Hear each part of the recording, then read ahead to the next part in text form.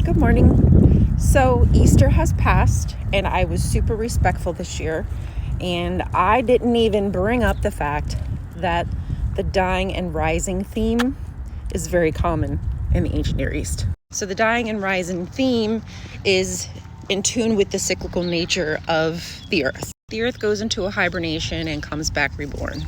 Same theme with Baal Hadad, Adonis, Melkart, Ishtar, Tammuz, and Jesus. The Bible discusses the women weeping at the temple for Tammuz. When Baal Hadad dies, not only does Anat, the goddess of war, fertility of herd, and consort of Baal Hadad, weep, so does her father, El. They perform a very specific mourning ritual in which they shave themselves and kind of gash themselves like you would a field. In the book of Kings, the Israelites actually make fun of this mourning ritual.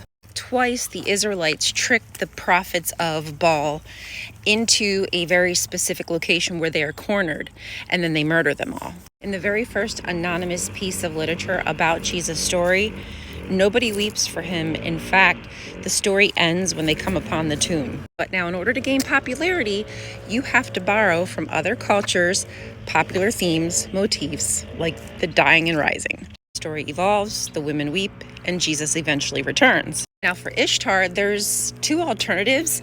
And in one story, when Ishtar goes into the underworld to talk to her sister Ereshkigal, she is put to death and hung on a hook for 3 days. Now when she returns, because of the help of the god Enki, when she returns, she finds that her husband Tammuz is not weeping. He is not performing the morning rituals, and she's so pissed off that she trades him to have to go into the underworld for 6 months of the year. The Phoenician god Eshmun, who also dies and rises, his mother is human.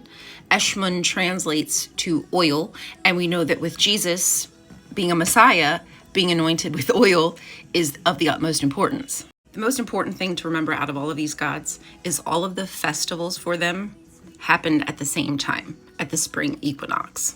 They were fertility festivals that connected humans to the cyclical nature of the earth. And all of these gods were really important and still popular in the time of Jesus up until like the 5th century. So while the Bible gives us this idea that there are only Jews living in Canaan, that is an absolute lie. There was a lot of cultural influence there at the time. Religion doesn't happen in a vacuum, and there are a lot of cultural transmissions at that time and still today. So while the church feeds us this idea of Jesus' story coming divinely transmitted from God, it simply was borrowed from other cultures.